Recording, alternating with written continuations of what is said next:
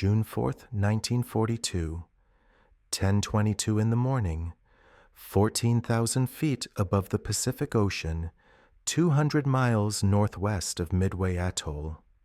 Lieutenant Commander Clarence Wade McCluskey squinted through the cockpit glass of his Douglas SBD 3 Dauntless dive bomber. His fuel gauge read critical. Behind him, 32 other Dauntless bombers stretched across the sky in loose formation, each pilot watching that same needle drop toward empty. They'd been airborne for 2 hours and 22 minutes. The Japanese carriers were supposed to be here. They weren't. The Pacific spread below them like hammered steel under the morning sun. Nothing. No ships. No wakes. No enemy fleet. Just water extending to every horizon. McCluskey's gunner, Walter Chokalusek, sat in the rear seat manning the twin .30 caliber machine guns. Neither man spoke. The radio crackled with static. Somewhere far below, American torpedo bomber crews were dying. McCluskey had heard their desperate calls 15 minutes ago, then silence. He had maybe 40 minutes of fuel left, maybe less. The math was simple and unforgiving. Turn back now and they'd all make it home. Keep searching, and some wouldn't. Keep searching much longer, and none would. The largest Japanese carrier strike force ever assembled was out here somewhere. 4 fleet carriers, over 240 aircraft, the cream of the Imperial Japanese Navy's Kido Butai. Admiral Chuichi Nagumo commanded them. 6 months earlier, these same carriers had attacked Pearl Harbor. Now they were coming for Midway, and McCluskey couldn't find them. He made a decision that would change the course of the war, but first he had to become the man who could make it. Clarence Wade. McCluskey was born June 1st, 1902, in Buffalo, New York. Second of 5 children. His father was an accountant of Scotch-Irish Presbyterian stock. His mother was Irish Catholic. The religious divide in the household was absolute. Wade Sr. refused to raise the children Catholic and forbade his wife from attending Mass. Young Wade learned early that some conflicts have no middle ground. He hated his first name, always signed as C. Wade McCluskey, or just Wade. Never Clarence. Small detail. Tells you something about the man. He made decisions about who he was and stuck to them. Buffalo in 1902 wasn't quite the frontier anymore, but still carried that edge. Blue-collar town, steel mills, grain elevators, railroad yards. The Erie Canal ran nearby. Ships moved constantly on Lake Erie. Young Wade watched them and wondered where they went. The family's financial situation was tight. Wade Sr.'s accounting job paid enough, but not much extra. When Wade graduated from South Park High School in 1918 at age 16, college wasn't an option. He needed work. His first job was cleaning the inside of railroad tanker cars. Chemical residue, petroleum products, toxic fumes in confined spaces. Miserable work. He told his son Philip decades later that the experience was a miserable job, and as a result, he was determined to go to college or the academy. So he applied to the United States Naval Academy. Got in. Class of 1926. Annapolis in the 1920s was still teaching the lessons of World War I, a conflict that had ended just 8 years before Wade arrived. The Naval Academy emphasized engineering, mathematics, navigation, and naval history. The battleship was king. Aircraft were interesting novelties. Most instructors dismissed them as scouts at best. Wade didn't dismiss them. Something about flight attracted him. The freedom, maybe. The speed. The precision required. He graduated in June 1926, 412th out of 456 midshipmen. Not a brilliant student, average. But average at Annapolis meant something. He'd absorbed 4 years of technical training, military discipline, and naval tradition. 3 years later, in 1929, he earned his wings as a naval aviator. By then, naval aviation was beginning to matter. The Navy was building its first real aircraft carriers.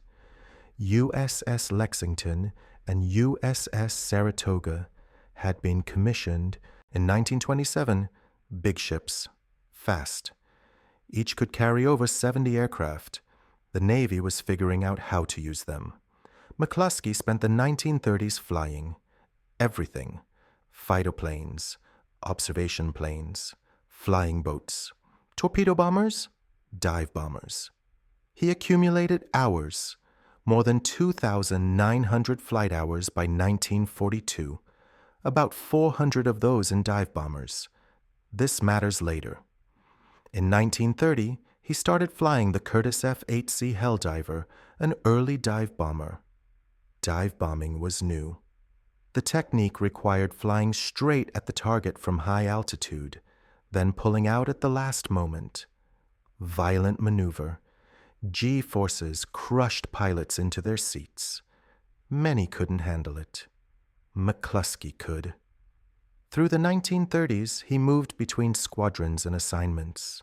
Fighter Squadron 5, Bombing Squadron 2, Aircraft Battle Force.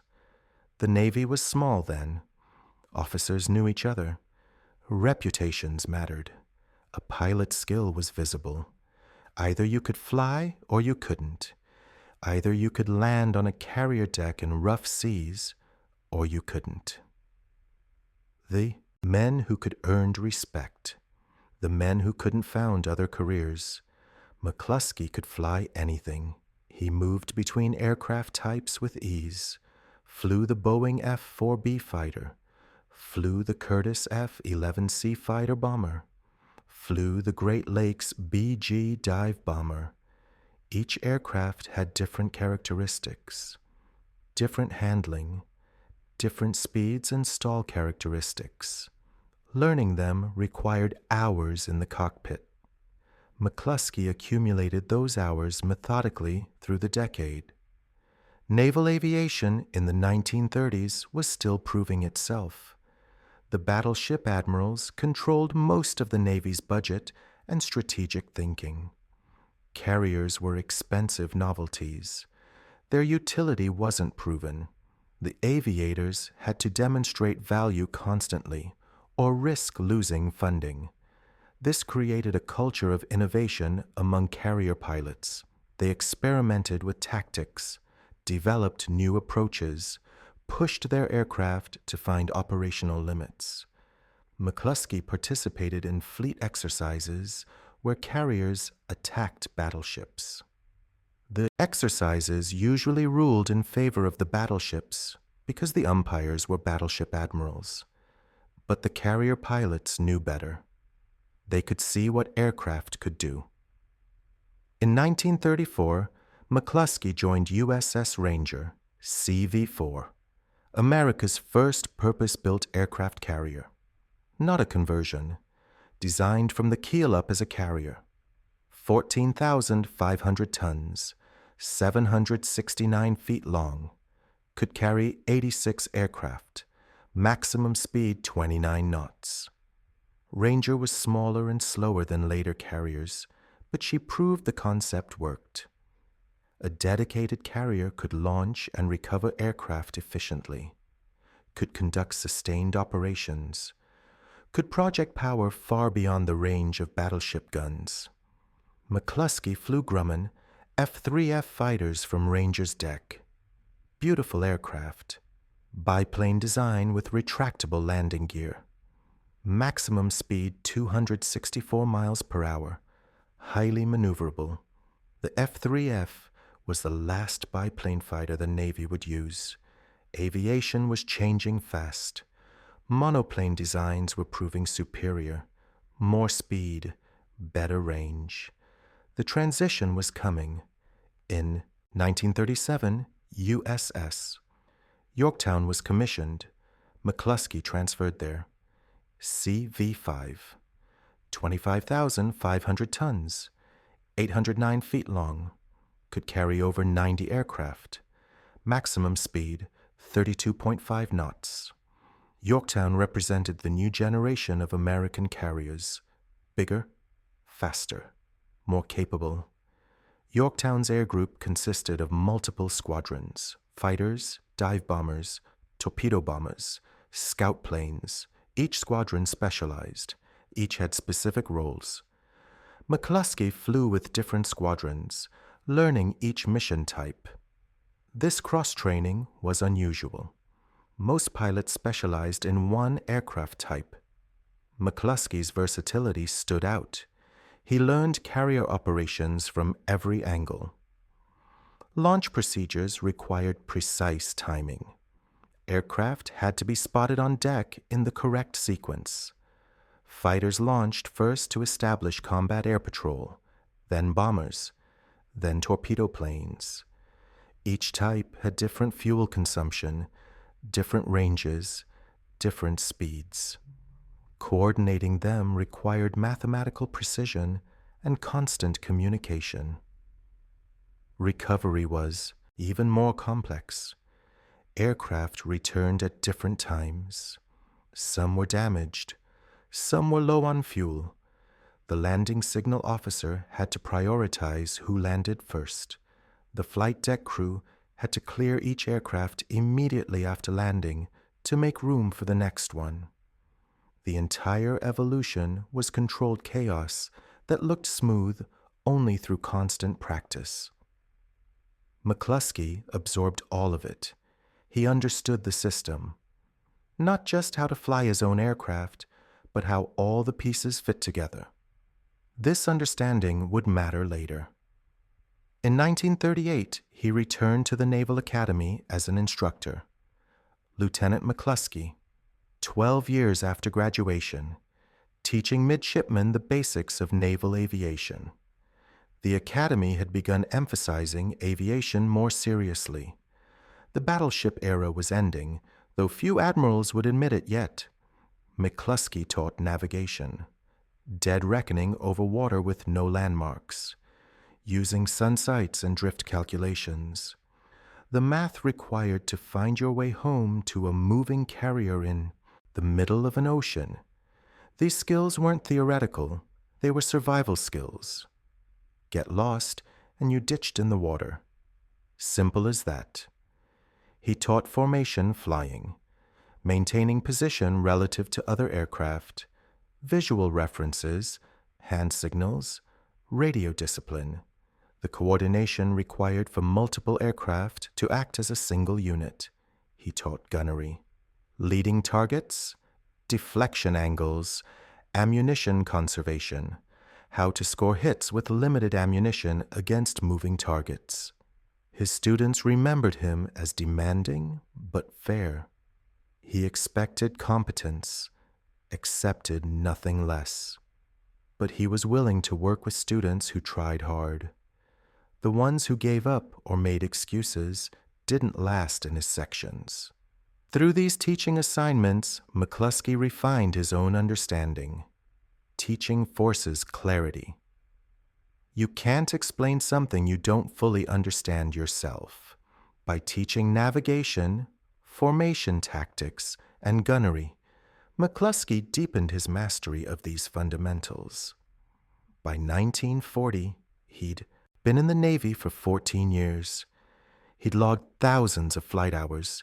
He'd served on 2 fleet carriers. He'd taught at the academy.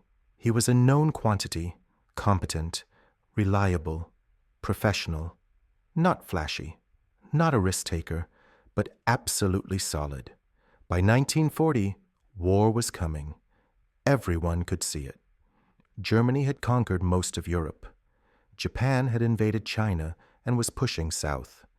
The United States was officially neutral, but building its military as fast as possible.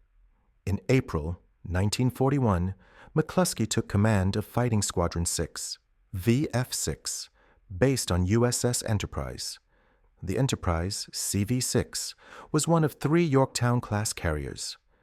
Commissioned in 1938, 25,500 tons, 809 feet long, could make 32 knots, carried up to 90 aircraft. The Navy called her the Big E. McCluskey was 39 years old, a lieutenant commander. He'd been flying for 12 years.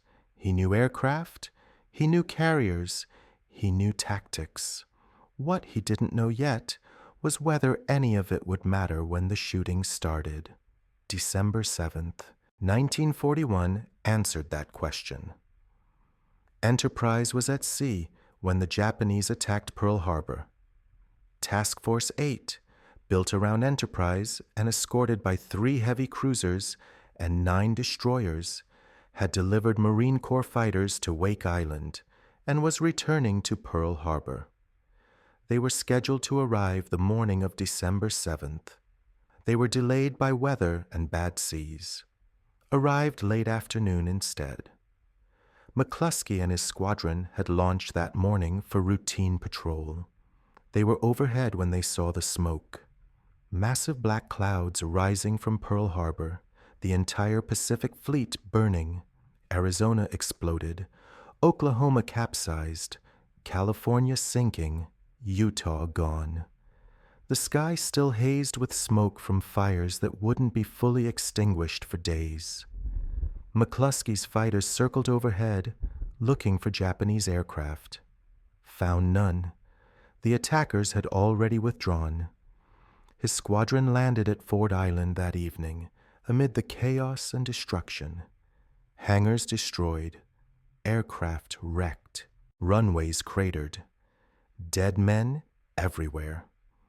He saw what carrier aircraft could do. Properly used, they could destroy an entire fleet in a couple of hours without the fleet ever seeing them. The battleship era was over. Carrier aviation would decide the Pacific War. Through December and into 1942, Enterprise conducted raids against Japanese positions across the Pacific.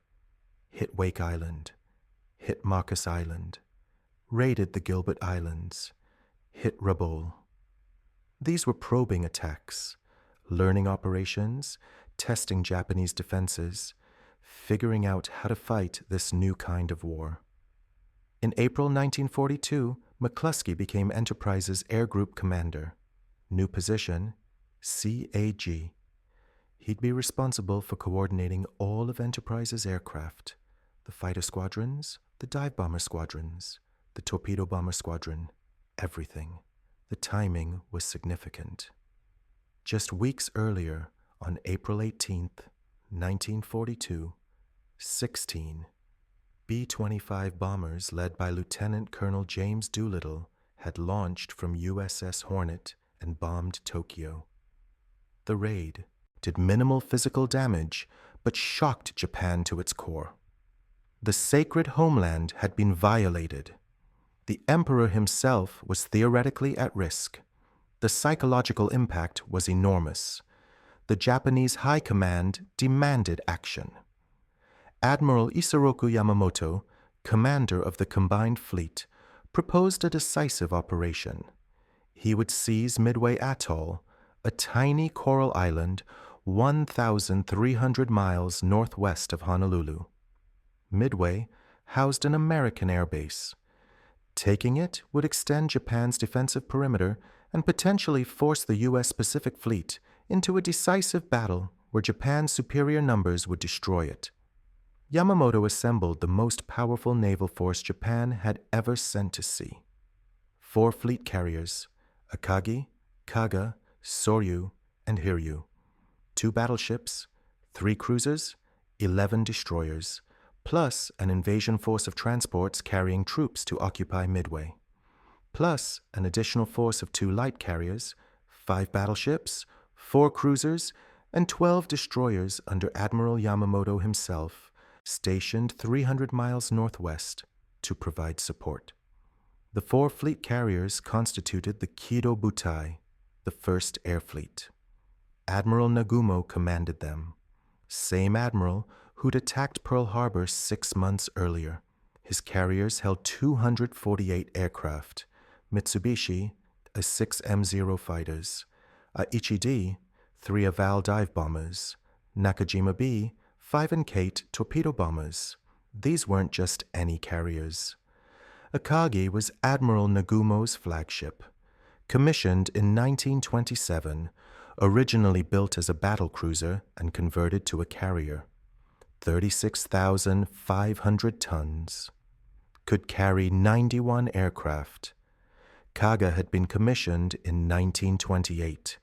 Another battleship conversion. 38,200 tons, 90 aircraft.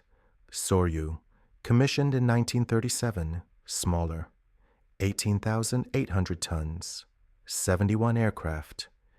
Hiryu, Soryu's sister ship, commissioned in 1939, same size.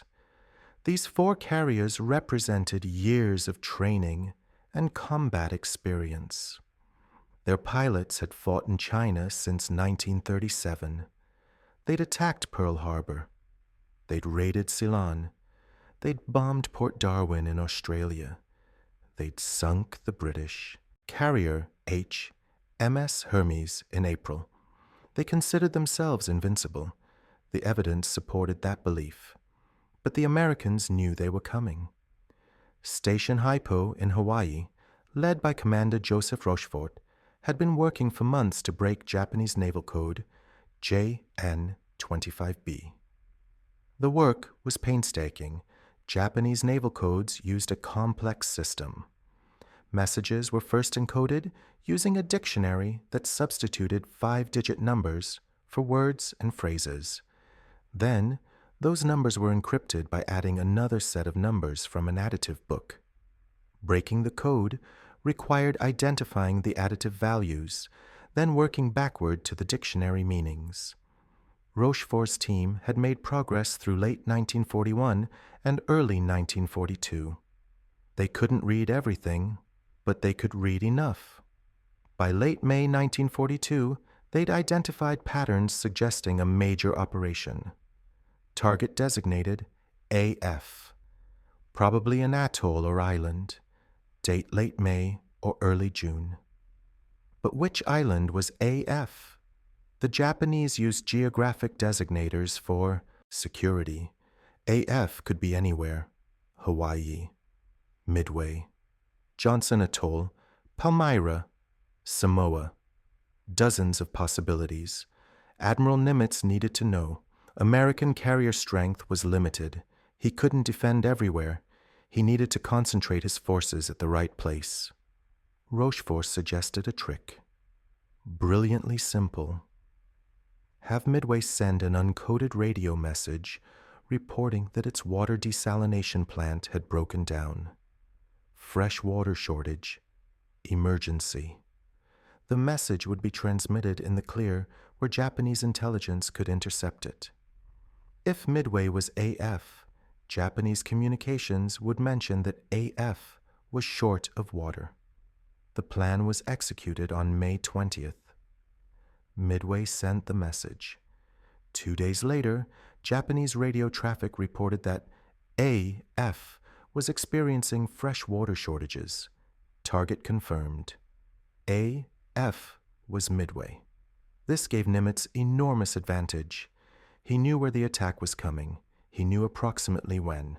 He could position his carriers to ambush the Japanese. But his intelligence also revealed how massive the Japanese operation was. Over 150 ships, 4 fleet carriers, multiple battleship groups, invasion transports, the largest Japanese naval operation since Pearl Harbor. Nimitz had 3 carriers, Enterprise, Hornet, and Yorktown, which had been damaged at the Battle of the Coral Sea 3 weeks earlier. Yorktown had taken a bomb hit that punched through her flight deck and exploded deep in the ship. She needed months of repairs. Nimitz gave the Pearl Harbor Navy Yard 48 hours. Over 1,400 workers swarmed Yorktown around the clock. Welders, carpenters, electricians, pipe fitters. They didn't repair everything, just enough to make her operational. The damaged compartments were sealed off. Temporary patches covered holes. Systems were jury-rigged. After 48 hours, Yorktown was technically seaworthy. Whether she could survive combat was another question. Nimitz created 2 task forces. Task Force 16, under Rear Admiral Raymond Spruance, consisted of Enterprise and Hornet plus 6 cruisers and 9 destroyers. Spruance was a surface warfare officer, not an aviator. His normal job was commanding cruisers. But Admiral William Halsey, who normally commanded the carriers, was hospitalized with a severe skin condition. Halsey recommended Spruance as his replacement. Nimitz agreed. Spruance would command the carriers despite never having been a carrier admiral before. This was actually an advantage. Spruance was methodical, analytical, not prone to aggressive risks. He would position his carriers carefully, choose his moments, not rush in recklessly. Against a Japanese force this large, caution was appropriate. Task Force 17, under Rear Admiral Frank Jack Fletcher, consisted of Yorktown plus 2 cruisers and 5 destroyers. Fletcher was senior to Spruance, so Fletcher was overall commander. But Spruance would handle tactical decisions for the carrier operations. The 2 task forces departed Pearl Harbor on May 28th and 29th. They steamed northwest toward a position called Point Luck, about 200 miles northeast of Midway. That position gave them flexibility. They could intercept Japanese forces approaching from the northwest. They could support Midway if needed. They could retreat if necessary. But mostly, they could wait. Wait for the Japanese to commit. Wait for the enemy to attack Midway. Then strike while the Japanese carriers were recovering their attack aircraft and rearming for a second strike. The plan required timing and luck, and the Japanese doing what the Americans expected them to do.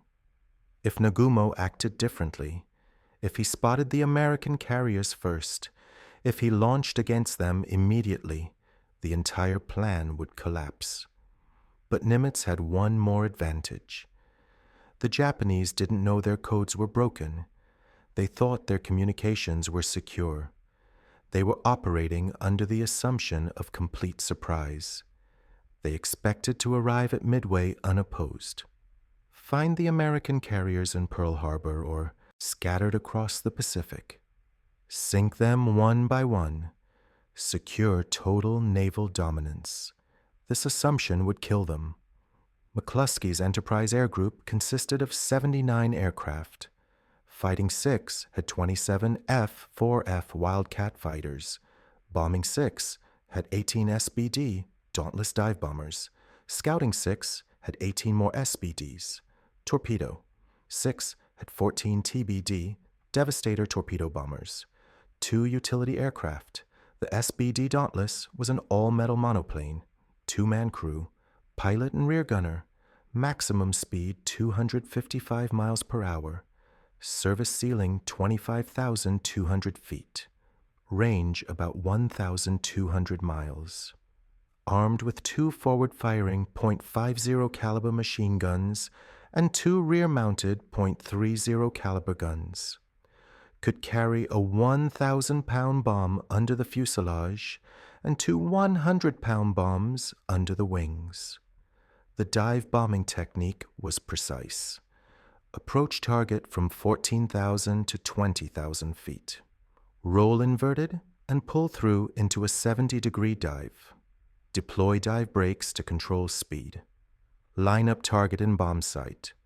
Release bomb at 2,500 to 1,500 feet. Pull out at maximum G-load. The maneuver exposed the pilot to anti-aircraft fire for maybe 45 seconds. No time to think. Just execute. McCluskey knew all this. He'd been flying dive bombers for 12 years. Now he'd be leading both dive bomber squadrons into combat. 36 aircraft, the largest single strike force he'd ever commanded. The night of June 3rd, 1942, Enterprise and Hornet steamed northeast of Midway. Yorktown was slightly south. The carriers launched continuous combat air patrols. Radar watched for incoming strikes. Everyone knew the Japanese were close. PBY Catalina patrol planes from Midway had spotted elements of the Japanese fleet approaching from the northwest. At 5:45 a.m. on June 4th, a PBY radioed an uncoded message. Many planes heading Midway, bearing 320, distance 150. The battle had started. Admiral Nagumo's carriers had launched their first strike at 4:30 a.m. 108 aircraft, 72 bombers escorted by 36 Zero fighters. Their target was Midway Atoll itself. Destroy the American air base. Suppress the defenses. Prepare for the invasion force. The strike hit Midway at 6:20 a.m. Marine fighters rose to intercept. 25 F, 2 Buffaloes, and F-4F Wildcats against 36 Zeros. The Marines were outnumbered and outclassed. The Zero was faster, more maneuverable, better armed. The Buffaloes were obsolete. The slaughter was predictable. The Marines lost 15 fighters. The Japanese lost 5. The Japanese bombers hit their targets. Fuel tanks exploded. Hangars burned. The power plant was damaged. But the runways remained operational. The American aircraft had been launched before the attack. They were in the air when the bombers arrived. No easy targets on the ground. At 7 a.m., Lieutenant Joichi Tominaga, leading the strike, radioed back to Nagumo. There is need for a second attack wave. That message created a crisis aboard Nagumo's flagship. The Kido Butai had been holding 108 aircraft in reserve. Half were dive bombers armed with 250-kilogram bombs for attacking ships. Half were torpedo bombers armed with Type 91 torpedoes, also for attacking ships. This was standard doctrine. Keep half your strike force ready to attack enemy warships if they appeared. But Tominaga said Midway needed another strike. Nagumo had to decide. At 7:15 a.m., he ordered the reserve aircraft rearmed with fragmentation bombs and contact-fused high-explosive bombs for attacking the island. The hangar decks erupted with activity. Ordnance crews removed torpedoes and armor-piercing bombs, wheeled them away, brought up land attack munitions, started attaching them to the aircraft. The process took time, 30 to 40 minutes minimum. At 7:28 a.m., a scout plane from the cruiser tone radioed a contact report. Sight what appears to be 10 enemy surface ships in position bearing 10 degrees, distance 240 miles from Midway, course 150 degrees, speed over 20 knots. American ships. Nagumo immediately radioed back, ascertained ship types, and maintained contact. 20 minutes of silence followed. Nagumo's staff waited. Were there carriers in that force? If yes, they had to attack them immediately. If no, they could finish rearming for the second Midway strike. At 7:47 a.m., Tone Scout reported, "Enemy is accompanied by what appears to be a carrier." A carrier. Nagumo now faced 3 problems simultaneously. His first strike force was returning from Midway and needed to land. They were low on fuel. Some were damaged. They had to land soon or ditch in the ocean. But landing them meant clearing the flight decks, which meant delaying any strike on the American carrier. His reserve strike force was half rearmed with the wrong weapons. Switching them back to anti-ship weapons would take another 30 to 40 minutes. And American aircraft from Midway were attacking his fleet right now. Between 7 a.m.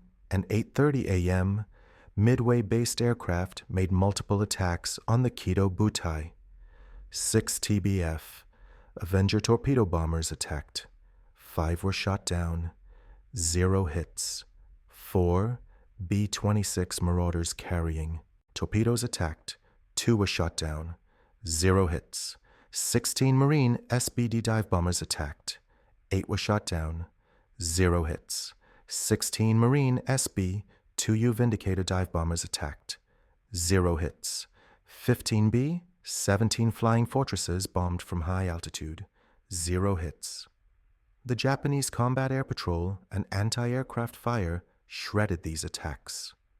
But the attacks forced the Japanese carriers to maneuver violently, turning and dodging to avoid torpedoes and bombs.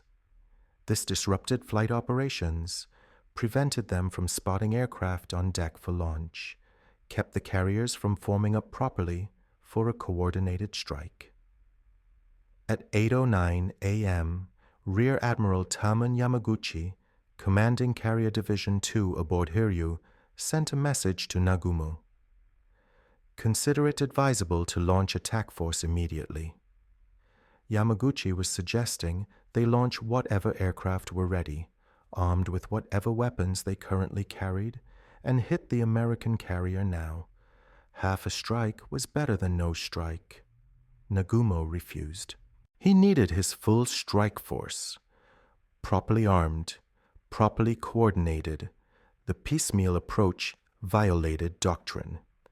At 8:37 a.m., Nagumo's staff radioed Yamaguchi. After completing homing operations, force will proceed to contact and destroy enemy task force. They would recover the Midway strike first, then launch a full strike against the Americans. By 9:18 a.m., the Midway strike force had been recovered. All 4 carriers had landed their returning aircraft. The flight decks were now clear. The reserve aircraft in the hangars were rearmed with torpedoes and armor-piercing bombs. They needed to be brought up to the flight deck and spotted for launch. Standard procedure for a Japanese carrier strike required 30 to 45 minutes to spot the deck. Aircraft had to be brought up from the hangars on elevators, positioned on the deck, armed, fueled. Engines started. Pilots briefed. Combat Air Patrol launched and recovered. Escort fighters launched. Everything had to be perfectly coordinated. Nagumo's 4 carriers began this process at 9:18 a.m. His staff estimated they'd be ready to launch by 10:30 a.m. They never got the chance. 200 miles east, aboard USS Enterprise, Wade McCluskey was climbing into his SBD-3 Dauntless at 7 a.m. Enterprise had launched a search at 4:30 a.m. 10 SBDs had fanned out to the northwest searching for the Japanese fleet. At 5:45 a.m., one scout reported sighting 2 Japanese carriers. Contact. The enemy was 180 miles away, bearing 320 degrees from Midway. Admiral Spruance made his decision. Launch everything. Now, hit them while they're recovering their Midway strike. At 7 a.m., Enterprise began launching. The dive bombers went first. McCluskey's aircraft. The Dauntlesses, 33 aircraft. Scouting 6 had 16 SBDs, led by Lieutenant Wilmer Gallagher. Bombing 6 had 18 SBDs, led by Lieutenant Richard Best. McCluskey would lead both squadrons. His own aircraft made 33 total. Behind them came Torpedo 6, 14 TBD Devastators, led by Lieutenant Commander Eugene Lindsay. The Devastators were obsolete, slow, poorly armed. Their torpedoes were unreliable, but they were what the Navy had. Behind them came Fighting 6, 10 F, 4F Wildcats, led by Lieutenant James Gray. The Wildcats would provide escort. Supposedly. The entire launch took 64 minutes. By the time the last aircraft was airborne at 8:04 a.m., the first aircraft launched had been burning fuel for over an hour. Burning fuel sitting in the Marshall Point, circling, waiting for everyone else to launch so they could form up and head out together. Standard carrier doctrine required coordinated strikes. Fighters, dive bombers, and torpedo bombers attacking simultaneously from different altitudes and angles to overwhelm the enemy's defenses. The torpedo bombers would come in low, forcing the enemy to focus their combat air patrol down low. The dive bombers would then attack from high altitude while the enemy fighters were busy below. But coordinating required time. Time to form up. Time to fly in formation. Enterprise's strike force couldn't wait. They needed to hit the Japanese carriers before the Japanese launched against the American carriers. At 8:04 a.m., McCluskey's formation headed west-northwest at 160 miles per hour. 33 dive bombers. The torpedo bombers followed separately at lower altitude and slower speed. The fighters went with the torpedo bombers because the fighters couldn't keep up with the dive bombers at altitude. This violated doctrine. The strike force was split. Behind them, USS Hornet was launching her own strike. 42 aircraft, 15 fighters, 35 dive bombers, 15 torpedo bombers, an hour behind Enterprise's launch. Behind them, USS Yorktown was launching. 17 dive bombers, 12 torpedo bombers, 6 fighters. Another hour behind. The 3 American carriers were throwing everything they had at the Japanese. Over 150 aircraft total, but none of them were coordinated with each other. Each strike force was flying independently. The Americans were about to attack with 3 separate, uncoordinated, poorly escorted strikes spread over 90 minutes. McCluskey flew at 19,000 feet. The air was thin, cold. His gunner, Walter Chokalusek, sat behind him watching the sky. Below them, the Pacific stretched empty. Ahead, cumulus clouds built up on the horizon. Visibility was good, 10 miles, maybe more. The Japanese carriers should have been at bearing 320 degrees, distance 155 miles from Enterprise's launch position. McCluskey calculated the intercept, factored in the enemy's speed and heading, set his course. At 9:20 a.m., he should have been over them. He wasn't. McCluskey looked down. Water. He looked ahead. Water and clouds. He looked left and right. More water.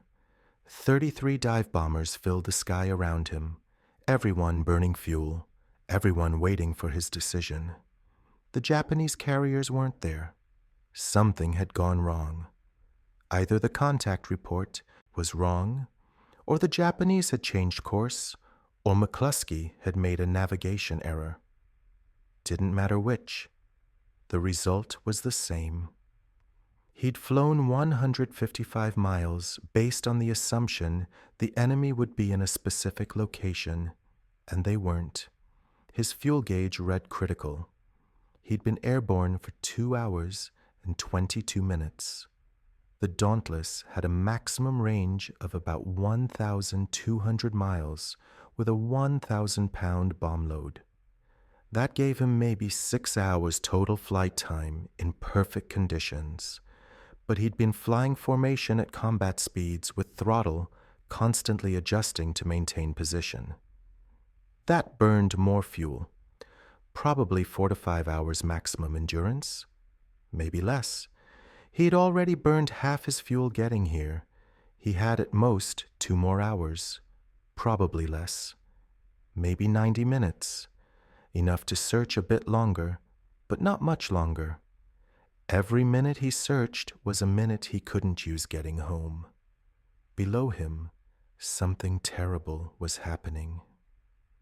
At 9:18 a.m., Torpedo Squadron 8 from USS Hornet found the Japanese carriers, 15 TBD Devastators, led by Lieutenant Commander John Waldron. They'd become separated from Hornet's dive bombers, flew alone, found the enemy alone, attacked alone. The TBD Devastator had a maximum speed of 115 miles per hour with the torpedo. The torpedo had to be dropped from low altitude at slow speed, or it would break apart on impact with the water.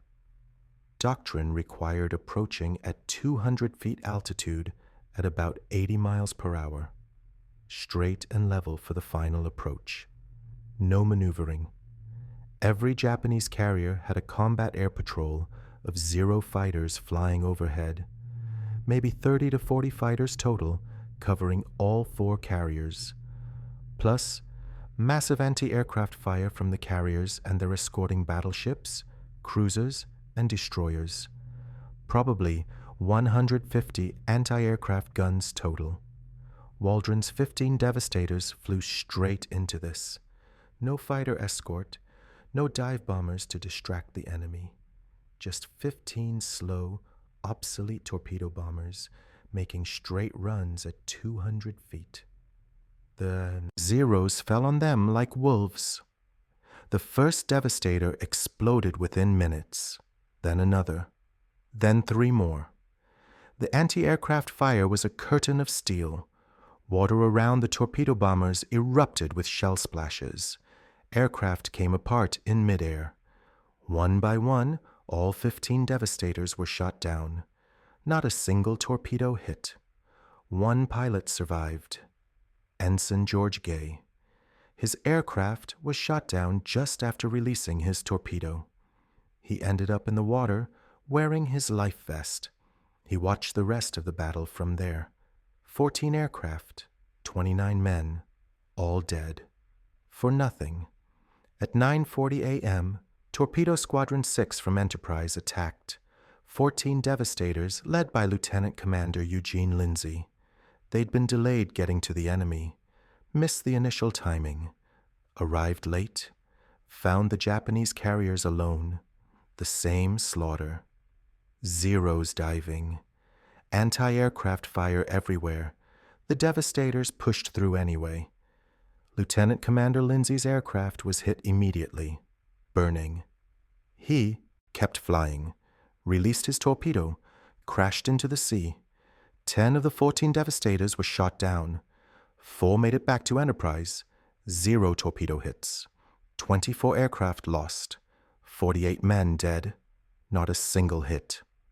At 10 a.m., Torpedo Squadron 3 from Yorktown attacked. 12 Devastators, led by Lieutenant Commander Lance Massey. They had fighter escort. 6 Wildcats from Fighting 3. Didn't matter. The Zeros overwhelmed the escort. The anti-aircraft fire shredded the torpedo bombers. The Devastators kept coming anyway. Massey's aircraft was hit, burning, kept flying, released his torpedo, crashed. 7 of 12 Devastators were shot down. 0 hits. In 45 minutes, 3 American torpedo squadrons had been effectively destroyed. 41 aircraft lost out of 41 attacking. Only 6 aircraft returned to their carriers. Not a single torpedo hit. 82 American aviators dead. The sacrifice seemed meaningless, but it wasn't. The torpedo attacks forced Admiral Nagumo's carriers to maneuver constantly, turning to avoid torpedoes, launching more fighters to deal with the attacks, recovering fighters that were low on ammunition, spotting the flight decks, positioning aircraft, starting engines. The organized process of preparing a coordinated strike was repeatedly disrupted. By 10:20 a.m., 3 of the 4 Japanese carriers had aircraft on their flight decks, spotted for launch, armed, fueled, pilots in cockpits, engines running. They were maybe 5 minutes from launching.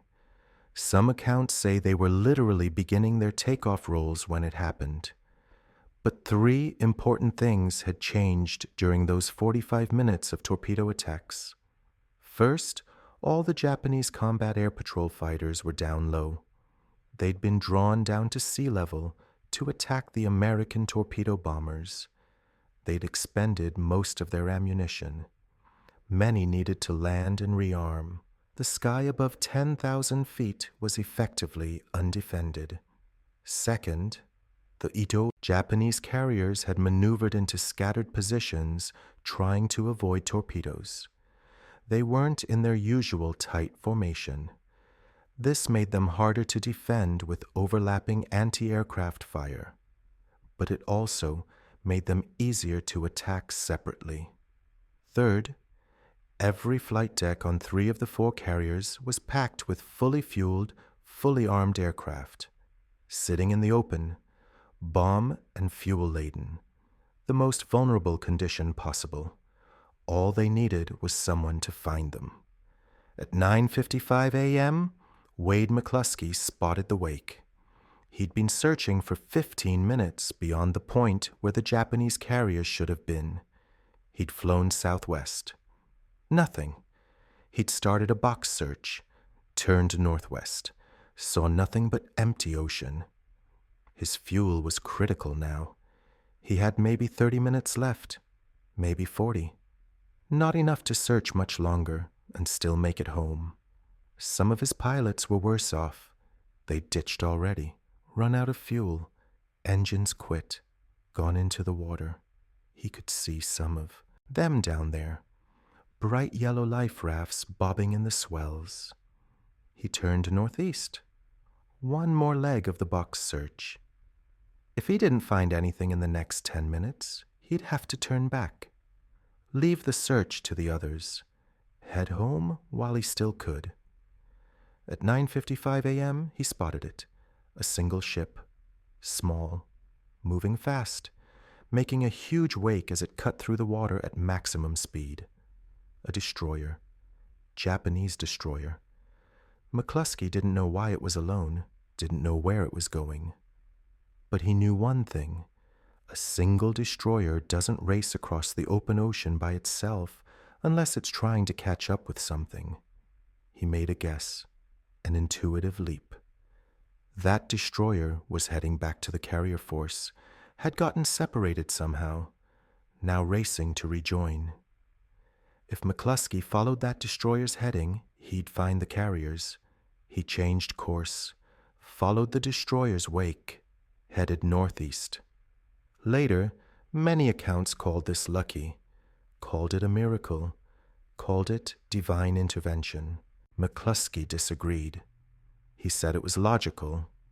He knew PBY Catalinas from Midway were patrolling to the south and west. If the Japanese carriers had been south of his position, the Catalinas would have reported them. Since they hadn't reported them, the carriers must be north. The destroyer confirmed it. The destroyer was Arashi. She'd been left behind to depth charge USS Nautilus, an American submarine that had attacked the Japanese formation earlier that morning. Arashi had spent over an hour hunting Nautilus. Now she was racing to catch up, making maximum speed, 35 knots. Her course led straight to the Kido Butai. At 10:20 a.m., McCluskey saw them, 4 carriers, maybe 30 miles ahead, spread out, moving northeast at about 25 knots. He pushed forward, climbing to 14,500 feet. Getting into position, his 33 Dauntlesses followed. Below them, scattered across 10 miles of ocean, were 4 Japanese fleet carriers and their escorts. McCluskey identified them quickly. 2 carriers ahead. That would be Carrier Division 1. Akagi and Kaga. 2 more carriers to the north. Carrier Division 2. Soryu and Hiryu. His plan was simple. Attack Carrier Division 1, split as 2 squadrons. Scouting 6 under Gallagher would take Kaga. Bombing 6 under Best would take Akagi. Coordinated attack, overwhelming firepower, maximum damage. He checked his watch. 10:22 a.m. They'd been searching for over 3 hours. Half his pilots were critically low on fuel. Some wouldn't make it back, even if they turned for home right now.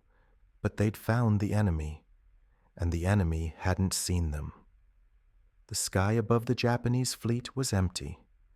No combat air patrol up high. All the Japanese fighters were down low, maybe 2,000 feet, recovering from the torpedo attacks. The Japanese anti-aircraft directors were focused low, tracking the last of the torpedo bombers departing. Nobody was looking up. McCluskey gave the order. Attack.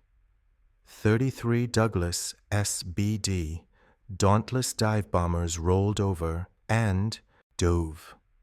The Douglas SBD-3 Dauntless was the Navy's primary dive bomber in June 1942. All-metal construction, low-wing monoplane, 2-man crew sitting in tandem cockpits, pilot up front, radio operator/rear gunner behind.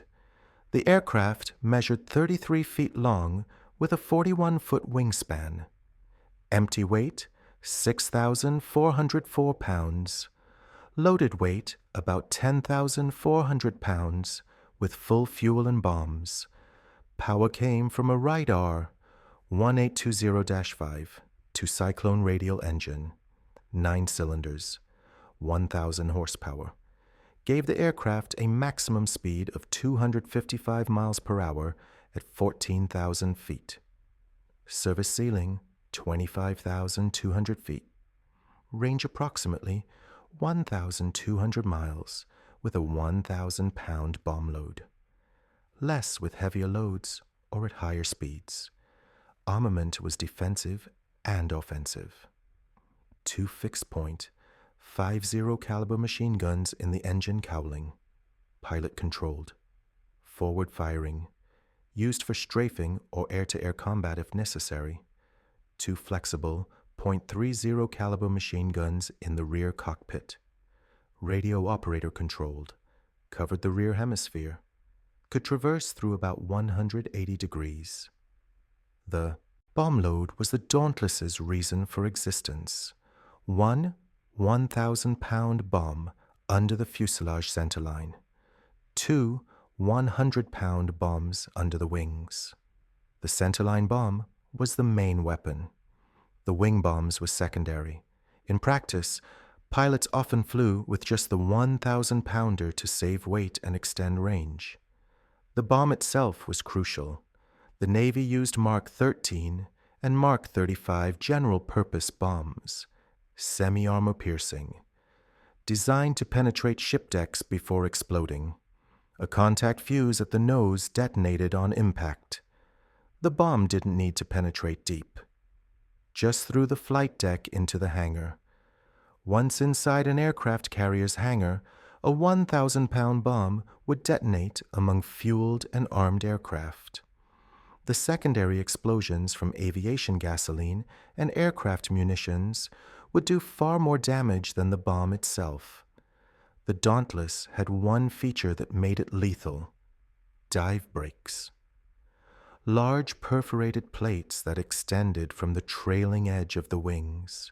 When deployed, they created massive drag. This allowed the aircraft to dive nearly vertically without exceeding its structural limits. Without dive brakes, a dive bomber would accelerate uncontrollably in a vertical dive and either break apart from speed or be unable to pull out. The dive brakes deployed automatically when the pilot opened them. They could be adjusted for different drag levels. Most pilots used full deployment. The aircraft would stabilize at about 280 miles per hour in a 70-degree dive, fast enough to be difficult for anti-aircraft gunners to track, slow enough for the pilot to aim accurately and pull out safely. The dive bombing technique was violent and required precise execution. Step 1. Approach the target from altitude, usually 14,000 to 20,000 feet. Higher gave more energy for the dive, but made the aircraft visible to enemy fighters and anti-aircraft observers. Lower reduced the dive distance and bombing accuracy. 14,000 to 15,000 feet was optimal. Step 2. Identify the target. This sounds simple. It wasn't. At 14,000 feet, ships looked like toys. Carriers looked similar to battleships from directly above. The pilot had to identify the correct target quickly. No time for detailed observation. McCluskey and his squadron commanders had briefed their pilots. Attack the carriers. Ignore everything else. Step 3. Roll into the attack. The pilot rolled inverted, full aileron. The horizon rotated. Sky below. Ocean above. The Dauntless could handle it. Stressed for 8 Gs positive, 4 Gs negative. The inverted roll was smooth. Step 4. Pull through into the dive. From inverted, pull back on the stick. The nose drops. The ocean swings up to fill the windscreen. The altimeter starts unwinding. Deploy dive brakes. The aircraft shudders as the plates extend into the slipstream. Speed stabilizes. Step 5. Aim. The bomb sight was simple. A telescopic sight mounted on the left side of the cockpit.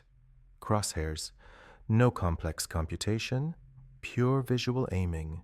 The pilot had to line up the crosshairs on the target while screaming toward it at 280 miles per hour. The target appeared small at first, then grew rapidly. The pilot had to judge the moment. Too early, and the bomb would miss. Too late, and the pilot wouldn't have time to pull out. Wind affected the bomb. Altitude affected the bomb. The carrier was moving, maybe 25 knots, about 40 feet per second.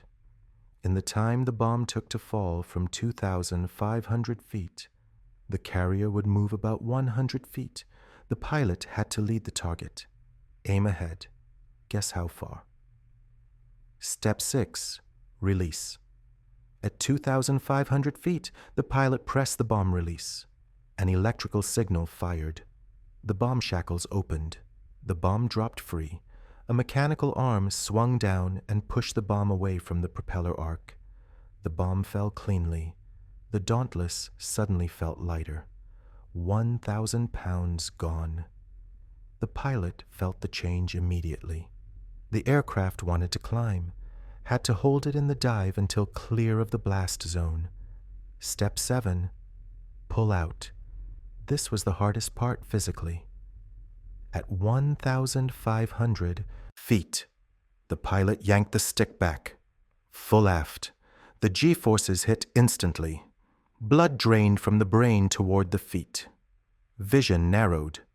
Gray out. Tunnel vision. Blackout if you pulled too hard. The pilot wore a G-suit. Inflatable bladders in the legs and abdomen. They inflated during high G maneuvers. Squeezed the legs and gut. Kept blood in the upper body and brain. Without the G-suit, pulling out from a 70-degree dive would cause blackout. With it, most pilots could handle 6 to 7 Gs. Some could handle 8. The Dauntless had strong wings, could handle the stress. The pilot had to handle it too. Pull too hard and black out. Not hard enough and hit the water. The recovery had to be perfect. The aircraft came out of the dive at about 500 feet, maybe lower, flying at 280 miles per hour just above the ocean, skimming the wave tops. This was the most vulnerable moment. Slow compared to fighters. Low. No energy for maneuvering. If enemy fighters were around, they'd attack now. If anti-aircraft fire had tracked the dive bomber down, they'd hit now. The pilot's job was to escape. Turn hard. Reef the aircraft around. Head away from the enemy ships at maximum speed at minimum altitude. The lower, the better. Anti-aircraft directors had trouble tracking targets against the ocean background. Radar didn't work well looking down. Being low meant being invisible. The rear gunner watched for fighters, called them out, fired the .30 calibers if they came in range. Usually they did. The rear gunner's job was to make the fighters keep their distance, score hits if possible, but mainly just make them cautious. Make them think twice before closing in. This entire sequence took about 45 seconds from roll-in to pull-out. 45 seconds of pure concentration. No time for fear, no time for thought, just execution, muscle memory, training. Do it right or die. McCluskey had done it hundreds of times in training. Now he did it for real. The maneuver was violent. Roll inverted, pull through into a 70-degree dive. The nose drops straight at the target. The altimeter unwinds. 14,000 feet, 12,000, 10,000. Speed building. 240 miles per hour, 260. The dive brakes deploy automatically. 2 metal plates that swing out into the slipstream to limit the airspeed to 280 miles per hour and prevent the aircraft from exceeding its structural limits. G-forces crush the pilot into his seat. The blood drains from his head. Tunnel vision. The bomb sight is crude. Just a simple telescopic sight mounted in the cockpit. The pilot has to line up the target manually while screaming toward Earth at 280 miles per hour in a near vertical dive at 2,500 feet. Release. The pilot hits the bomb release. The 1,000-pound bomb drops free. Then pull out. Yank the stick back. Maximum G-force. The G-suit inflates, squeezing the pilot's legs and abdomen to keep blood in his brain. The horizon swings up. The dive flattens. Recovery at maybe 500 feet above the water. 45 seconds from roll-in to pull-out. That's the vulnerable period. During the dive, the pilot is a target. No maneuvering. The aircraft flies straight down. Anti-aircraft fire tracks it. Fighters can attack. Nothing the pilot can do except commit to the dive and hope the math works out. McCluskey dove first. Gallagher's Scouting 6 followed. 16 aircraft. Their target was Kaga. Lieutenant Best's Bombing 6 followed McCluskey. 17 aircraft. Their target was supposed to be a Kagi. Something went wrong in the execution. Best saw McCluskey and most of Bombing 6 diving on Kaga. Standard doctrine said that if 2 squadrons are attacking 2 targets, the lead squadron takes the far target and the trail squadron takes the near target. This prevents both squadrons from attacking the same target while the other target goes unmolested. But McCluskey had led both squadrons toward Kaga, the near target. Best realized the error immediately.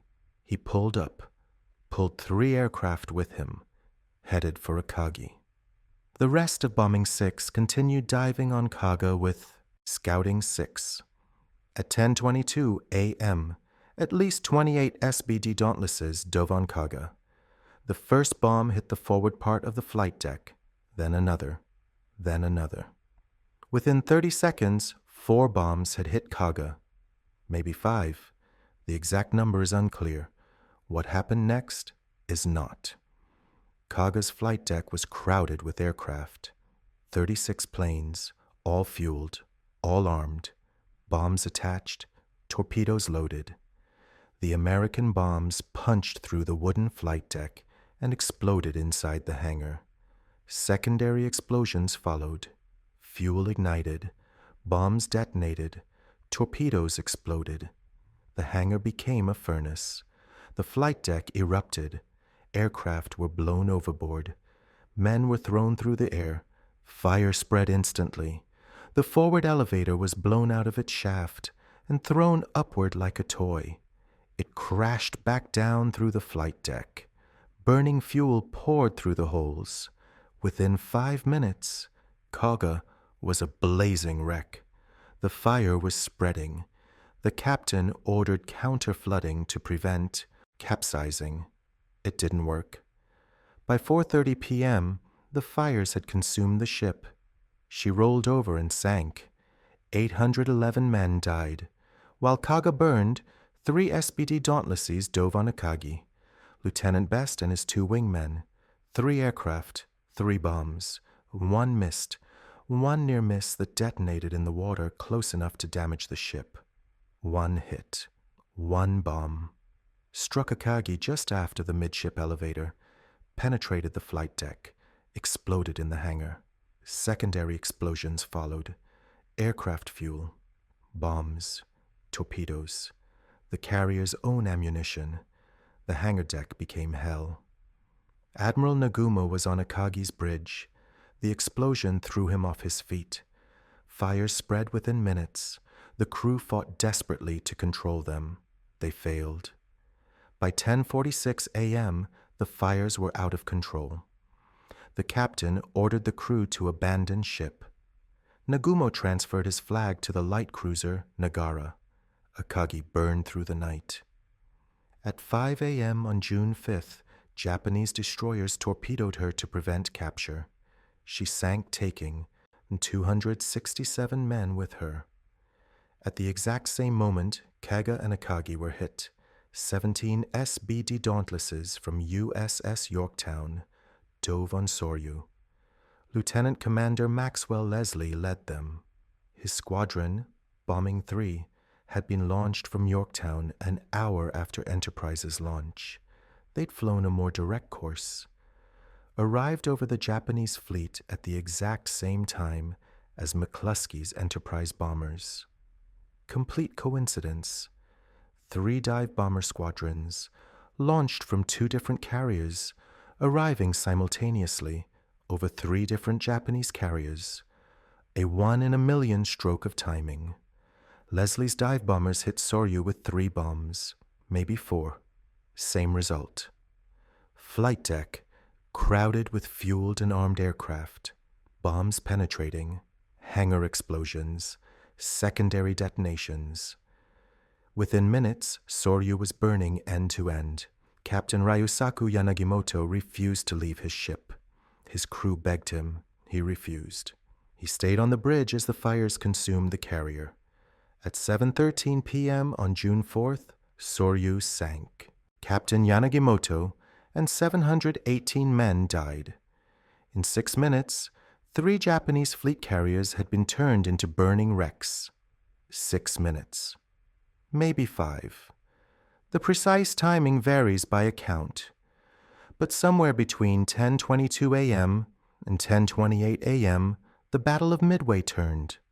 300 Japanese aircraft, hundreds of pilots, months of training, and years of combat experience. Destroyed. Not in battle, not shot down. Destroyed on their own flight decks before they could launch. The Kido Butai, the most powerful carrier strike force ever assembled, had been gutted. In 6 minutes. Hiryu survived, the 4th carrier. She'd been separated from the other 3 when the dive bombers struck, located about 10 miles north. The American bombers never saw her. At 10:50 a.m., Admiral Yamaguchi, commanding from Hiryu, ordered an immediate counterattack. He had 18 Val dive bombers and 6 Zero fighters available. Not much, but everything he had. He launched them. Their target was Yorktown. At 12 p.m., they found her. The Zeros tore through Yorktown's combat air patrol. The Vals dove through intense anti-aircraft fire. 3 bombs hit. 1 penetrated the flight deck and exploded deep in the ship. 1 hit near the island. 1 hit aft. Yorktown was badly damaged, but still afloat. At 2:30 p.m., Hiryu launched a second strike. 10 Kate torpedo bombers, 6 Zeros. They found Yorktown again. 2 torpedoes hit. Yorktown lost power, listed heavily. The crew abandoned ship. Yorktown didn't sink immediately. She stayed afloat through June 5th. Salvage crews returned. They were trying to tow her back to Pearl Harbor when on June 6th, Japanese submarine UY-168 found her. Fired 4 torpedoes. 2 hit Yorktown. 1 hit the destroyer USS Hammond, which was alongside assisting. Hammond broke in half and sank. Yorktown rolled over and sank at dawn on June 7th, but Hiryu's counterattacks had exposed her position. At 5 p.m. on June 4th, SBD dive bombers from Enterprise found her. 24 aircraft. They dove through fighter cover. 4 bombs hit. Hiryu's flight deck erupted. Secondary explosions followed. By 9 p.m., the fires were uncontrollable. Admiral Yamaguchi refused to leave. He stayed aboard.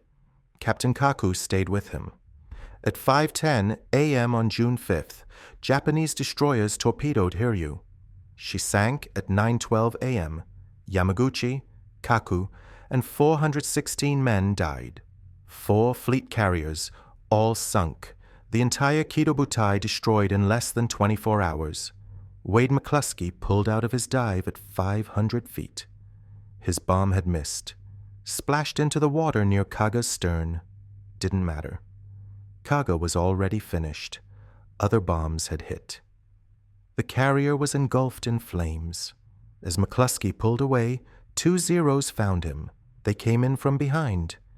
Chokalusek, his gunner, opened fire with the twin .30 calibers. Didn't stop them. The Zeros raked McCluskey's Dauntless with 7.7 millimeter fire. 55 holes in the aircraft. The hydraulics were hit. Control surfaces damaged. A bullet punched through the windscreen and hit McCluskey in the left shoulder. Not serious, but painful and bleeding. The Dauntless was barely controllable. He held it together through willpower and cursing. He turned east, headed home. His fuel gauge read empty. The engine was still running on fumes. Below him, other Dauntlesses were ditching, running out of fuel, engines quitting, aircraft gliding down into the water. Some crews would be rescued, some wouldn't. At 11:57 a.m., McCluskey saw Enterprise. The carrier was about 30 miles ahead. He had maybe 5 minutes of fuel, maybe less. The approach was ragged. The damaged aircraft wasn't responding properly. The landing signal officer guided him in. McCluskey touched down on the deck with less than 5 gallons of fuel remaining. He climbed out of the cockpit. Blood soaking his flight suit. Shoulder wound needed treatment. Didn't matter. He'd found them, hit them, survived. That was enough. Of the 33 dive bombers McCluskey had led into battle, 10 didn't return, 20 men lost. Some ditched at sea. Some were shot down. Some ran out of fuel and crashed.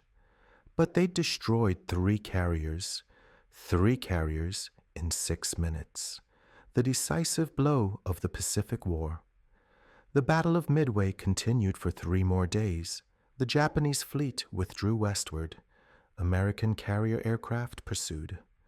On June 6th, SBD Dauntlesses caught the heavy cruiser Mikuma and sank her. The battle officially ended on June 7th, when Yorktown finally sank after being torpedoed by Japanese submarine I-168.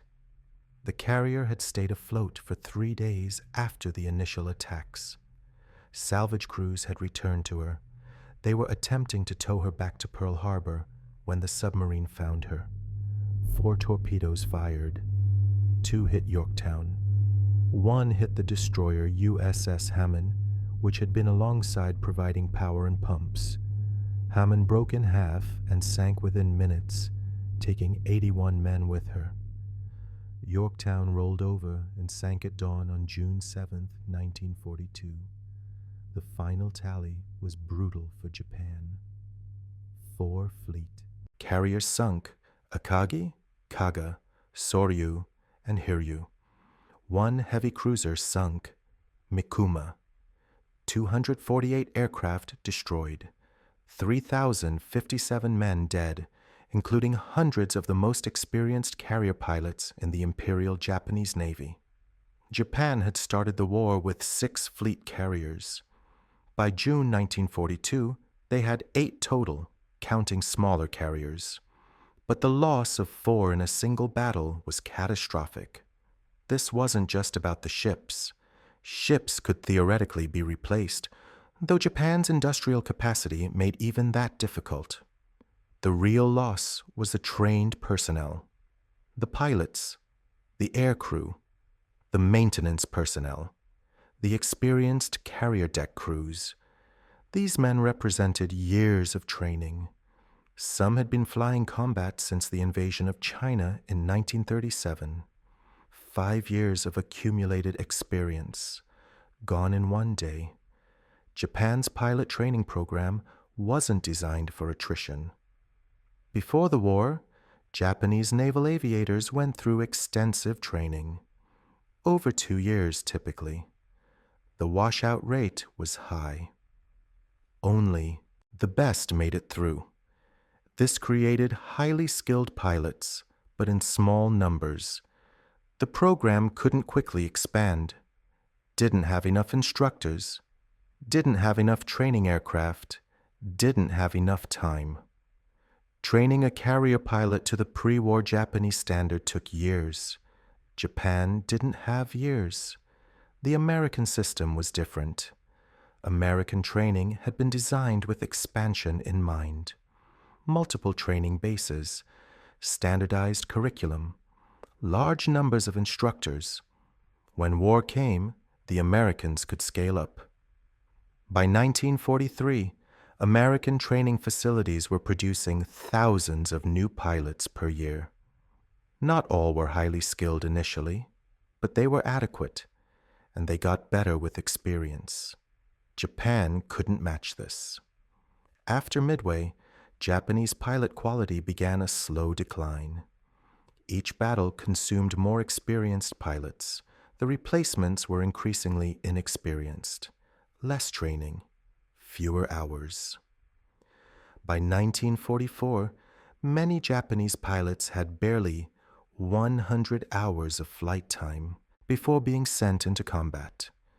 American pilots at the same time typically had 300 to 400 hours, sometimes more. The United States lost 1 carrier at Midway, Yorktown, 1 destroyer, Hammond, 145 aircraft, 307 men, significant losses, but absorbable. America could replace them. By June 1942, American shipyards were beginning to hit their stride. The massive industrial mobilization ordered after Pearl Harbor was bearing fruit. New carriers were under construction, lots of them. The Essex-class carriers were already being built. CV-9 Essex would be commissioned in December 1942, just 6 months after Midway. CV-10 Yorktown would be commissioned in April 1943. CV-11 Intrepid in August 1943. Eventually, 24 Essex-class carriers would be built. Each one displaced 27,100 tons. Each could carry 90 to 100 aircraft. Each could make 33 knots. Beyond the Essex class, American shipyards were building Independence-class light carriers, converted from cruiser hulls, smaller, about 11,000 tons, but fast, could carry 33 aircraft. 9 would be commissioned in 1943 alone. And then there were the escort carriers, small carriers built in merchant ship hulls, 7,800 tons, slow, only 19 knots, but cheap and quick to build. Between 1942 and 1945, American shipyards would build 122 escort carriers. Not all served in the Pacific, but dozens did. The numbers were staggering. Between 1942 and 1945, American shipyards would complete 141 aircraft carriers of all types. Japan, during the same period, would complete 15. Aircraft production told the same story. In 1941, the United States produced about 19,000 military aircraft. In 1942, production jumped to 47,000. In 1943, over 85,000. In 1944, over 96,000. The numbers weren't just big. They were incomprehensible to anyone used to pre-war production rates. Japan produced about 8,800 military aircraft in 1941. Production increased to about 8,900 in 1942. Then 16,700 in 1943. Then 28,200 in 1944. These numbers sound impressive until you compare them to American production. The United States was outproducing Japan by factors of 3 to 4 times, and American aircraft were improving qualitatively, while Japanese aircraft stagnated. Admiral Yamamoto had understood this before the war. He told Japanese leadership that Japan could run wild for 6 months to a year after the start of war. After that, America's industrial capacity would overwhelm Japan. He'd been right. Midway happened almost exactly 6 months after Pearl Harbor. From that point forward, the material imbalance grew every month. The strategic impact was enormous. For 6 months, Japan had advanced across the Pacific unchecked. Pearl Harbor on December 7th, 1941. Wake Island fell December 23rd. Philippines invasion began December 8th. Hong Kong fell December 25th. Singapore fell February 15th, 1942. Dutch East Indies fell March 9th. Burma fell May 1st. The advance had seemed unstoppable. Midway stopped it. Japan never again conducted major offensive operations in the Central Pacific. They tried to reinforce Guadalcanal in August 1942. Failed. Lost more carriers. Lost more pilots. Lost the island. After that, every Japanese operation was defensive, trying to hold what they'd taken, trying to delay the inevitable. The initiative passed to the United States permanently. In August 1942, U.S. Marines landed on Guadalcanal, the first American offensive in the Pacific. It would take 6 months of brutal fighting to secure the island. But secure it they did. From there, the advance continued. Up the Solomon Islands, into the Central Pacific, across the Gilbert Islands, the Marshalls, the Marianas. Each step closer to Japan, each step more costly for Japan to defend. The myth of Japanese invincibility died at Midway. Japanese forces were not supermen. Japanese aircraft were not unbeatable. Japanese tactics could be countered. Japanese codes could be broken. Most importantly, Japanese forces could be destroyed, completely, decisively, in a single day. This psychological shift was as important as the material losses. Before Midway, American sailors and pilots faced Japanese forces with uncertainty. After Midway, they faced them with confidence. The enemy could be beaten, had been beaten, would be beaten again. Admiral Nimitz later said that McCluskey's decision to continue searching and his judgment about where to search decided the fate of our carrier task force and our forces at Midway. McCluskey was awarded the Navy Cross. The citation read, "On receipt of a report of an enemy Japanese invasion fleet in the area, Lieutenant Commander McCluskey led his squadron of planes in a dogged and thorough search, continued until the objective was located, and attacked with boldness and determination 4 enemy carriers in complete disregard of heavy anti-aircraft fire and strong fighter opposition." The Navy Cross was the second highest decoration for valor after the Medal of Honor. McCluskey received it for making the decisions that won the battle, not for shooting down enemy aircraft, not for sinking ships personally, for making command decisions under pressure when the stakes were absolute. He recovered from his shoulder wound quickly. The bullet had passed through muscle tissue, painful but not crippling.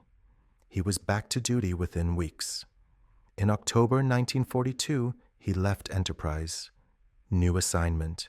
He'd been in combat for nearly a year. Time for rotation. He served various staff positions through 1943. Planning, training, evaluation. The kind of staff work that keeps a military running but doesn't make headlines. In 1944, he took command of USS Corregidor, CVE-58, an escort carrier. The Casablanca-class escort carriers were small, 7,800 tons, 512 feet long, maximum speed 19 knots. Could carry 28 aircraft. They weren't fleet carriers, couldn't keep up with the fast carrier task forces, but they were useful for anti-submarine work, close air support for amphibious landings, and aircraft transport. McCluskey commanded Corregidor through 1944 and into 1945. The ship operated primarily in the Atlantic, conducting anti-submarine patrols and training operations. Not glamorous work, not the decisive battles of the Pacific, but necessary work that kept the shipping lanes open and trained the next generation of pilots. The war ended in August 1945. McCluskey remained in the Navy. The post-war drawdown was massive. Millions of men and women left the service. Ships were mothballed. Bases were closed. But career officers like McCluskey stayed. The Navy still needed experienced leaders. He served various staff positions, shore billets mostly, operations, planning, training, the administrative work that supports fleet operations.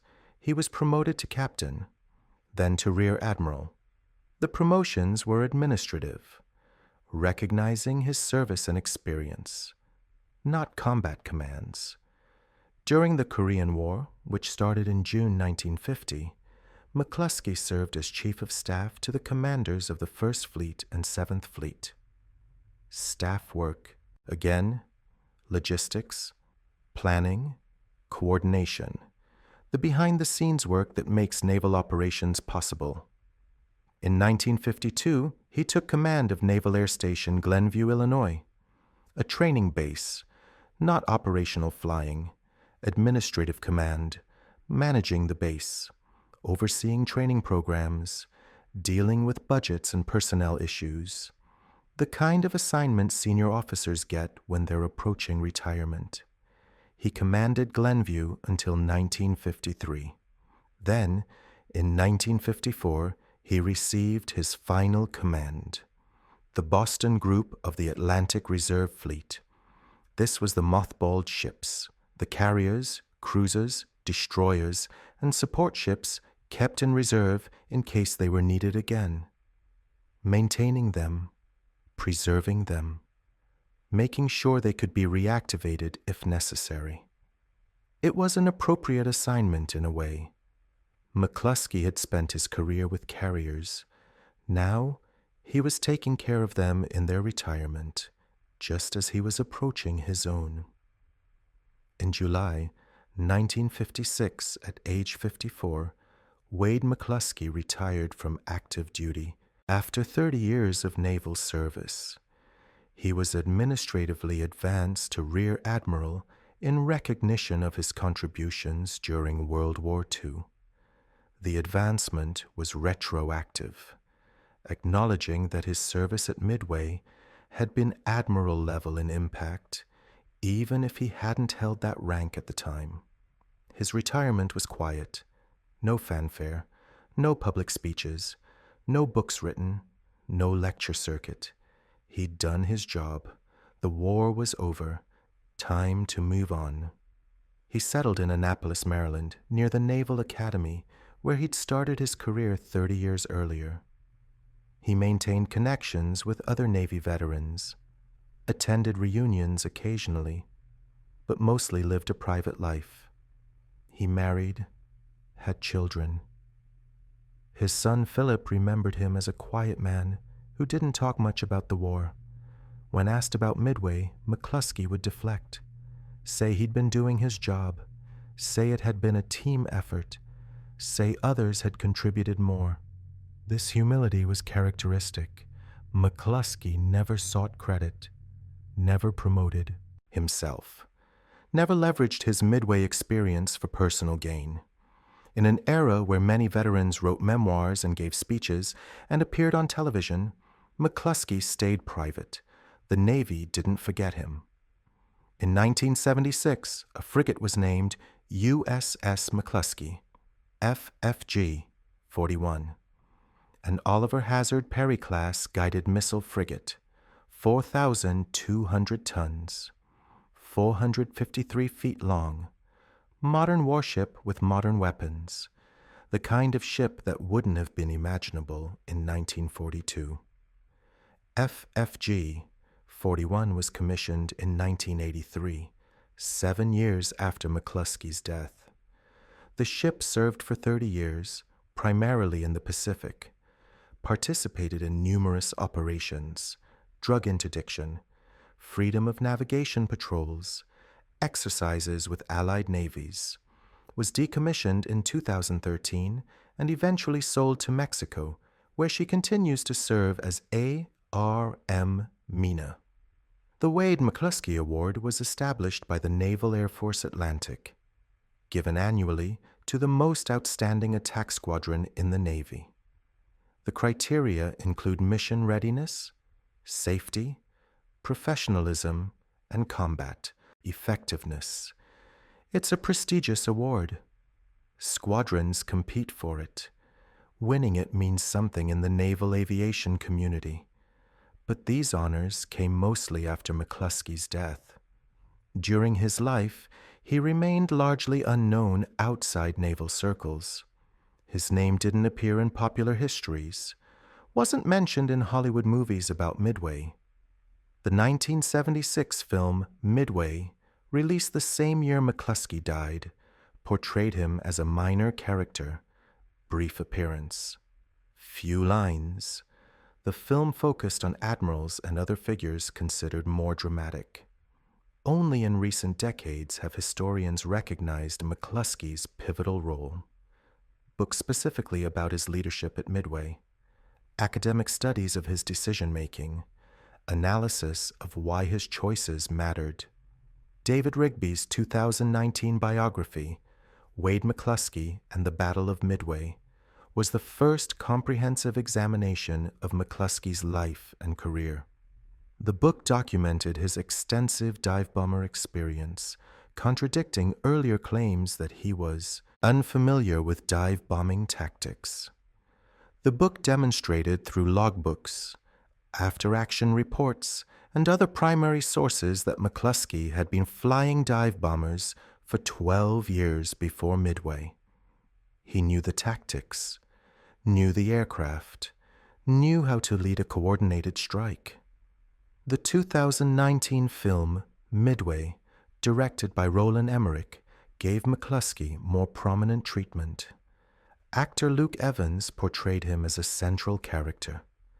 The film showed his search for the Japanese carriers, showed his decision to follow the Arashi, showed the dive bomber attack, Not entirely accurate historically, but closer than earlier film portrayals. These modern reassessments have elevated McCluskey's reputation. He's now recognized as one of the key figures at Midway. His decisions are studied in military academies. His leadership is analyzed in case studies about command under pressure. Admiral Chester Nimitz, Commander-in-Chief Pacific Fleet during the battle, wrote in his action report, McCluskey's decision to continue the search and his judgment as to where the enemy might be found decided the fate of our carrier task force and our forces at Midway. That assessment, written shortly after the battle, was correct. McCluskey's decisions mattered, were decisive, changed the outcome of the battle, and, by extension, changed the course of the war. He died on June 27, 1976, at age 74. Heart failure. He was buried at the United States Naval Academy Cemetery in Annapolis, Maryland. Section 8, Lot 76. The cemetery is on the Academy grounds. Rolling hills overlooking the Severn River. Peaceful location. His grave marker is simple. Standard military headstone. Rear Admiral Clarence Wade McCluskey, Jr., United States Navy. Date of birth, June 1st, 1902. Date of death, June 27th, 1976. Nothing about Midway. Nothing about the Navy Cross. Nothing about changing the course of the war. Just his name, rank, and dates. That simplicity would have suited him. He'd never sought recognition, never needed validation. He'd done his job when it mattered most. That had been enough. He never considered himself a hero. Never talked much about Midway. When he did, he insisted there was no guesswork involved. He'd made logical decisions based on available information. He'd followed doctrine. He'd done his job. But his son Philip remembered his father saying one thing about that morning. I would have heard about it. Meaning, if the Japanese carriers had been south of his position, the Catalinas would have reported it. Since they hadn't, the carriers were north. The destroyer confirmed it. Logic, not luck. Maybe. Or maybe it was something more. That sixth sense great commanders have. That ability to read a situation through incomplete information and make the correct decision anyway. Whatever it was, it worked. The men of Torpedo 8 didn't see the victory. Neither did most of Torpedo 6 or Torpedo 3. 82 American aviators died making those torpedo runs. 41 torpedo bombers lost. Not a single torpedo hit. By every tactical measure, their attacks failed completely. But they succeeded strategically. They pulled the Japanese combat air patrol down to sea level. They forced the carriers to maneuver constantly. They disrupted the preparation of the Japanese strike. They bought time. Wade McCluskey and his dive bomber pilots arrived at exactly the right moment because the torpedo bombers had created that moment. The sacrifice wasn't meaningless. It was essential. Ensign George Gay, the sole survivor of Torpedo 8, spent 30 hours in the water before being rescued. He watched the dive bomber attack from his life raft, watched Kaga burn, watched the other carriers burn. He knew his squadron's sacrifice had mattered. The torpedo bomber crews knew they were attacking against impossible odds. They pressed on anyway. That level of courage, that commitment to duty in the face of certain death, is rare. It defined the American response at Midway. The Japanese expected the Americans to withdraw, to avoid battle, to choose survival over sacrifice. They were wrong. The Americans came straight at them, again and again and again. Wave after wave. No hesitation. No retreat. That was the other turning point at Midway. Japan learned that America would fight, would take casualties, would sacrifice everything to win. The strategic implications were clear. This wasn't a war Japan could win through superior skill or Bushido spirit. This would be an industrial war, an attrition war. A war decided by who could build more ships, train more pilots, and absorb more losses. America could, Japan couldn't. Admiral Yamamoto understood this immediately. When told about the loss of all 4 carriers, he reportedly sat in silence for several minutes. Then he canceled the Midway operation, ordered the fleet to withdraw. He knew what it meant. Japan had lost its margin for error. Every loss from now on would hurt more because there were no reserves. The Americans could lose carriers and build more. Between 1942 and 1945, American shipyards built 141 aircraft carriers of all types. Japan built 15. The Americans could lose pilots and train more. American pilot training programs produced over 60,000 pilots during the war. Japanese programs produced about 16,000. The numbers told a story no propaganda could hide. Japan had shot its bolt at Midway, gambled everything on a decisive victory. Lost. From June 4th, 1942, onward, the question wasn't whether Japan would lose the war. The question was how long it would take and how many people would die before they accepted it.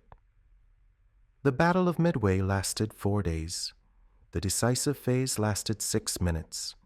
6 minutes on the morning of June 4th, 1942, when 33 Douglas SBD Dauntless dive bombers rolled over and dove on 3 Japanese fleet carriers. 6 minutes that changed the course of the Pacific War. 6 minutes made possible by years of training, months of preparation, and the split-second decisions of a 40-year-old lieutenant commander from Buffalo who'd spent his career learning how to fly. Wade McCluskey made the call to keep searching when his fuel was critical, made the call to follow a lone destroyer, made the call to attack when he found the enemy. Each decision carried risk. Each decision could have failed. None of them did. Skill? Luck? Intuition? Probably all 3. The best commanders blend all 3 into something that looks like magic, but is really just competence under pressure. The Japanese carriers were spotted at extreme range by radar and patrol aircraft. Multiple sightings from over 200 miles out. But those sightings didn't matter. What mattered was getting strike aircraft over the targets at the moment when they were most vulnerable. That's what McCluskey did. He spotted the fleet at 200 miles through the eyes of others. He sank 4 carriers in 6 minutes through precise execution of dive-bombing tactics. The title is accurate. The sequence is accurate. The result is history. The Battle of Midway is remembered as one of the most decisive battles in naval history. It stopped Japanese expansion. It gave America the initiative in the Pacific. It demonstrated that carrier aviation, properly employed, could decide the outcome of naval battles without surface ships ever seeing each other. But it's also remembered as a battle won by individual decisions made by individual men under extreme pressure. Wade McCluskey, searching beyond his fuel reserves. Ensign George Gay, watching from the water as his sacrifice bore fruit. Lieutenant Commander Eugene Lindsay, pressing his attack while his aircraft burned. Captain Kaku, staying with his ship. Admiral Yamaguchi, refusing to abandon Hiryu. Wars are won by nations mobilizing millions of people and building millions of tons of equipment. but battles are won by individuals making correct decisions in moments of crisis. June 4th, 1942 was full of those moments. Wade McCluskey's decision to follow that destroyer was one of them. Perhaps the most important one. The destroyer was Arashi. She'd been hunting USS Nautilus. The submarine had attacked the Japanese fleet earlier that morning. Failed. Got depth charged. Arashi stayed behind to keep Nautilus pinned down. When she finally gave up the chase and raced to rejoin the fleet, her wake pointed straight at the carriers. If Nautilus hadn't attacked, Arashi wouldn't have hunted her. If Arashi hadn't hunted her, Arashi wouldn't have been separated from the fleet. If Arashi hadn't been separated, McCluskey wouldn't have spotted her wake. If McCluskey hadn't spotted her, he might have turned back. 3 Japanese carriers might have survived. Chance, chaos, the fog of war. Call it what you want. But remember this. McCluskey made the decision to follow that wake. He interpreted what he saw. He acted on incomplete information. He got it right. That's leadership. That's command. That's what wins battles. 200 miles of ocean. 6 minutes of violence. 4 carriers burning. The war in the Pacific changed forever. Wade McCluskey did that, and 32 other pilots, and 82 torpedo bomber crews who died buying the time for those dive bombers to arrive at the right moment. They spotted the fleet at 200 miles. They sank 4 carriers in 6 minutes. They changed history. That's the story. Those are the facts. No propaganda. No exaggeration necessary. Just what happened on a clear June morning in 1942 when American dive bombers rolled over at 14,000 feet and dove toward the most powerful carrier strike force ever assembled. And won.